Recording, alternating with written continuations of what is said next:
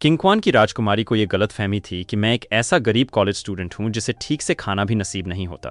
वो हर महीने समय पर मेरे बैंक अकाउंट में पैसे भेजती रहीं और पूरे 4 साल तक मेरा खर्च उठाती रही। कॉलेज से ग्रेजुएट होने के बाद शेन किंग्यू ने मुझसे ब्रेकअप कर लिया और फिर बिना कोई निशान छोड़े गायब हो गई।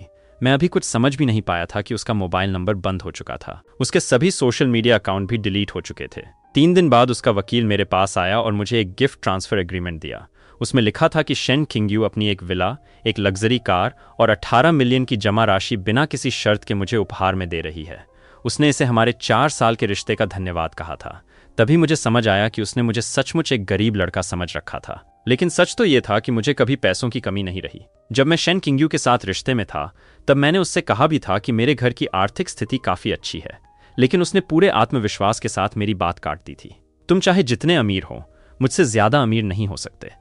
मैंने भी इस बात पर उससे बहस नहीं की। आखिर मैं उससे प्यार जो करता था, लेकिन सब कुछ ठीक चल रहा था। फिर उसने अचानक मुझसे रिश्ता क्यों तोड़ दिया? कल तक हम दोनों एक दूसरे से बेहद करीब थे, फिर एक ही रात में उसका दिल कैसे बदल गया? मैंने खुद को जबरदस्ती शांत किया और अपने परिवार के रिश्तों का इस्तेमाल करके जल्दी ही पूरी सच्चाई पता कर ली। आज शेन किंग्यू की सगाई पेई परिवार के युवा मालिक पेई जुनहेंग से होने वाली थी। मैं तुरंत गाड़ी लेकर सगाई के समारोह की तरफ निकल पड़ा। जैसे ही मैं हॉल में पहुंचा, मेरी नज़र स्टेज पर खड़ी शेन किंग्यू पर पड़ी। उसने बेहद महंगा डिजाइनर गाउन पहन रखा था। वो हमेशा की तरह बेहद खूबसूरत और शालीन लग रही थी, लेकिन उसके माथे पर लगातार चिंता की लकीरें थीं। मुझे महसूस हुआ कि वो बिल्कुल भी खुश नहीं थी। क्या उसे जबरदस्ती पेई जुनहेंग से सगाई करने के लिए मजबूर किया जा रहा था? उसी समय भीड़ में किसी ने जोर से आवाज लगाई। अगले ही पल मैंने देखा कि पेई जुनहेंग ने शेन किंग्यू का हाथ पकड़ने के लिए हाथ बढ़ाया, लेकिन उसने स्वाभाविक रूप से एक कदम पीछे हटकर उसका हाथ टाल दिया। पेई जुनहेंग का चेहरा तुरंत उतर गया। शेन किंग्यू, क्या तुम इतनी जल्दी अपना वादा भूल गई? शेन किंग्यू का चेहरा पल भर में सफेद पड़ गया। फिर भी उसने खुद को संभालते हुए मजबूरी में एक कदम आगे बढ़ाया। मुझे पूरा यकीन हो गया कि यह आदमी उसे किसी बात से धमका रहा था। शेन किंग्यू की नज़र जैसे ही मुझ पर पड़ी, उसकी आंखों में एक पल के लिए खुशी चमकी, लेकिन वो खुशी अगले ही पल गायब हो गई। उसी समय स्टेज पर खड़े पेई जुनहेंग ने मुझे घूरते हुए कहा, अरे लड़के, मेरी मंगेतर को बड़े अपनापन से बुला रहे हो। उसकी बात सुनते ही मेरा दिल भारी हो गया। मैं साफ महसूस कर सकता था कि हॉल में मौजूद हर व्यक्ति मुझे तिरस्कार भरी नज़रों से देख रहा था, लेकिन मैं कोई चिपका रहने वाला प्रेमी नहीं था। मेरी और शेन किंग्यू की मुलाकात कॉलेज के एक क्लब एक्टिविटी के दौरान हुई थी। उस दिन मैं इतनी ज्यादा भूख से परेशान था कि चुपके से अपने रूममेट का स्नैक खा लिया था। दोस्तों के बीच ऐसी छोटी मोटी शरारतें आम बात थीं, इसलिए मैंने उसे गंभीरता से नहीं लिया। लेकिन उसी समय शेन किंग्यू ने यह सब देख लिया। उसे लगा कि मेरे साथ कोई बदमाशी कर रहा है। वो तुरंत मेरी तरफदारी करते हुए बोली, किसी की चीज बिना पूछे मत खाओ। उसी दिन से मुझे शेन किंग्यू से पहली नजर में प्यार हो गया। इसके बाद मैं हर दिन उसके पीछे घूमने लगा। ज्यादा समय नहीं बीता और हम दोनों रिश्ते में आ गए। हमारे रिश्ते की खबर पूरे कॉलेज में फैल गई। लोग कहने लगे कि शेन किंग्यू एक सुंदर लेकिन गरीब लड़के को पाल रही है। मुझे डर था कि कहीं उसकी बदनामी न हो जाए, इसलिए मैंने खुद उससे कहा, असल में मेरा परिवार बहुत अमीर है। लेकिन शेन किंग्यू ने इस बात की बिल्कुल भी परवाह नहीं की। पार्ट 2। हम दोनों पूरे 4 साल तक साथ रहे।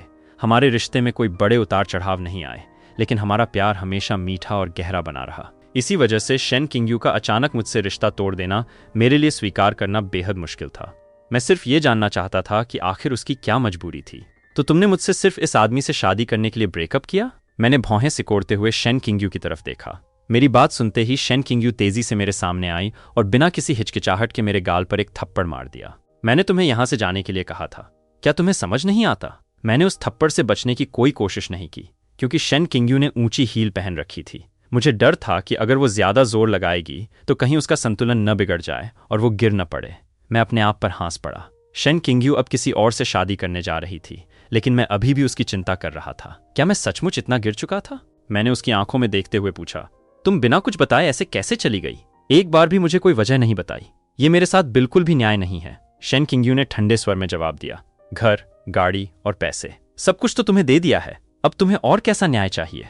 लू शिंगचेंग, हमारे बीच सब खत्म हो चुका है। मैंने तुमसे रिश्ता सिर्फ इसलिए बनाया था क्योंकि तुम दिखने में अच्छे थे और गरीब भी थे, इसलिए तुम्हें संभालना आसान था। हमारे जैसे परिवारों में प्यार और शादी 2 अलग अलग चीजें होती हैं। इन 4 सालों तक मेरा साथ देने के लिए धन्यवाद, लेकिन मेरा पति सिर्फ पेई जुनहेंग ही हो सकता है। अब तुम्हें अपना जवाब मिल गया है, इसलिए यहां से चले जाओ। उसकी बात सुनकर मैंने अपनी मुट्ठियां कस लीं। तो जिसे मैं 4 साल का सच्चा प्यार समझता रहा, वो सिर्फ मेरी एक तरफा भावना थी। मैं सोचता रहा कि शायद उसकी कोई मजबूरी होगी और मैं उसकी मदद कर सकूंगा, लेकिन शेन किंगयू ने साफ कह दिया कि आखिरकार उसे राजनीतिक और कारोबारी शादी ही करनी थी। मैंने धीरे से सिर हिलाया। ठीक है, मैं तुम्हें खुश रहने की शुभकामनाएं देता हूं। इतने में पेई जुनहेंग मुस्कुराया। जब यहां तक आ ही गए हों तो सगाई में शामिल होकर जाओ, वरना इसका मतलब होगा कि तुम हमारे पेई परिवार की इज्जत नहीं करते, और सिर्फ पेई परिवार ही नहीं बल्कि पूरे हेचेंग की भी बेइज्जती करोगे। उसकी बात सुनकर मुझसे हंसी छूट गई। क्या पेई जुनहेंग खुद को इतना बड़ा समझता था? पहले भी कई लोग मेरे सामने इसी तरह अकड़कर बात कर चुके थे, लेकिन बाद में मैंने उन लोगों को उनकी औकात दिखा दी थी। उसके बाद किसी की हिम्मत नहीं हुई कि मेरे सामने इस तरह बोले, लेकिन पेई जुनहेंग को मेरी आंखों में छिपी उपेक्षा का जरा भी एहसास नहीं हुआ। उल्टा उसने गर्व से ताली बजाई। अगले ही पल दोनों तरफ से काले सूट पहने कई आदमी बाहर निकल आए। पेई जुनहेंग ने मेरी तरफ देखते हुए कहा, लू शिंगचेंग, तुम खुद जाकर बैठोगे या मैं अपने लोगों से तुम्हें कुर्सी पर बिठवाऊं? उसी समय शेन किंगयू घबराकर बोली, लू शिंगचेंग, जल्दी यहां से चले जाओ। पेई जुनहेंग ने तुरंत उसे घूरा। शेन किंगयू, क्या मैंने तुम्हें बोलने की इजाजत दी? क्या तुम्हें सच में लगता है कि मैं इतना बेवकूफ हूं? मुझे दिखाई नहीं देता कि तुम अभी भी इस लड़के की तरफदारी कर रही हो? शेन किंगयू ने उसकी तरफ देखा और धीरे से बोली, आज हमारी सगाई है। मैं बस नहीं चाहती कि मेरा अतीत फिर से हमारे बीच आए। अगर बातें बाहर फैल गईं तो तुम्हारी बदनामी होगी। जुनहेंग, मैं ये सब तुम्हारे लिए ही कर रही हूं। ये सुनते ही पेई जुनहेंग ने मेरी तरफ उंगली दिखाकर कहा, इसे नीचे ले जाओ, यहीं बैठकर हमारी सगाई देखेगा। तुरंत 4 काले सूट पहने आदमी मेरी तरफ आए। उन्होंने मुझे पकड़कर हॉल के एक कोने में रखी कुर्सी पर बैठा दिया। अगर उन्हें यही खेल खेलना था तो फिर मुझे भी किसी पर दया करने की जरूरत नहीं थी। पार्ट 3। उसी समय कुछ घमंडी से दिखने वाले युवा मेरी तरफ बढ़ते हुए आए। उन्हें देखकर ही समझ आ गया कि वे जरूर पेई जुनहेंग के खास दोस्त होंगे। उनमें से एक ने तिरस्कार से कहा, अरे लड़के, आराम से जीना तुम्हें मंजूर नहीं था क्या? यहां आकर अपनी बेइज्जती करवाने की क्या जरूरत थी? दूसरा हंसते हुए बोला, क्या तुम्हें सच में लगता है कि शेन किंगयू तुम्हारी रक्षा करेगी? सच बताऊं, आज चाहे तुम यहां आते या नहीं आते, जुनहेंग तुम्हें छोड़ने वाला नहीं था। आखिर कौन ऐसा आदमी होगा जो अपनी मंगेतर के साथ 4 साल तक रहने वाले इंसान को जिंदा छोड़ दे? ये सुनते ही वहां मौजूद सभी लोग मुझे घेर कर खुलकर हंसने लगे। मैंने सिर झुकाकर अपना मोबाइल निकाल लिया और उसी में व्यस्त हो गया। इन छोटे मोटे लोगों से बहस करना मुझे बिल्कुल भी जरूरी नहीं लगा। कुछ ही देर में सगाई की रस्म पूरी हो गई। इसके बाद मेहमान खाने पीने और एक दूसरे से मेल मिलाप करने लगे। इसी बीच मुझे मौका मिला और मैंने पेई परिवार के बारे में थोड़ी जानकारी निकलवा ली। पेई परिवार वाकई हेचिंग का सबसे अमीर परिवार था, लेकिन उनके पास किसी पुराने प्रतिष्ठित खानदान जैसी कोई मजबूत पृष्ठभूमि नहीं थी। सीधी बात कहें तो वे सिर्फ नए अमीर बने लोग थे। उनका परिवार इतनी तेजी से इसलिए आगे बढ़ा क्योंकि उन्हें बाइजिंग के प्रभावशाली लोगों का समर्थन मिला था। उसी सहारे उन्हें हेचिंग में कई बड़े प्रोजेक्ट मिले और वे बहुत कम समय में अमीर बन गए। फिर भी पेई परिवार आज तक हेचिंग के पुराने प्रतिष्ठित परिवारों के दायरे में जगह नहीं बना पाया था। इसी वजह से उन्होंने शेन परिवार से रिश्ता जोड़ने का फैसला किया। दोनों परिवार अपनी अपनी जरूरत पूरी करना चाहते थे। पेई परिवार को प्रतिष्ठित परिवारों के दायरे में प्रवेश चाहिए था और शेन परिवार को फिर से उठ खड़ा होने के लिए पेई परिवार की दौलत चाहिए थी।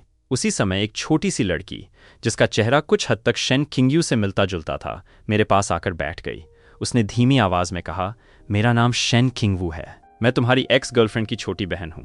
अब एक शब्द भी मत बोलो, बस मेरे साथ चलो। मैंने हैरानी से पूछा, क्या तुम्हारी बहन ने तुम्हें मेरी मदद करने के लिए भेजा है? उसने तुरंत झुंझलाकर कहा, ज्यादा सवाल मत पूछो, फौरन मेरे साथ चलो। अगर अभी नहीं चले तो आज तुम यहां से निकल भी नहीं पाओगे। उसकी बात पूरी होते ही कई काले सूट पहने आदमी हमारी तरफ बढ़ने लगे। अब वहां से निकलना लगभग नामुमकिन था। ये देखकर शेन किंगवू ने गहरी सांस ली और कहा, लू शिंगचेंग, तुम्हें आज यहां नहीं आना चाहिए था। अगर तुम अचानक यहां नहीं आते तो शायद मेरी बहन को उस नाटे मोटे पेई परिवार के आदमी से शादी करने की इतनी जल्दी नहीं करनी पड़ती। उसकी बात सुनकर मैं पूरी तरह चौंक गया, लेकिन मैं उससे कुछ पूछ पाता उससे पहले ही पूरे बैंक्वेट हॉल में अचानक जबरदस्त हलचल मच गई।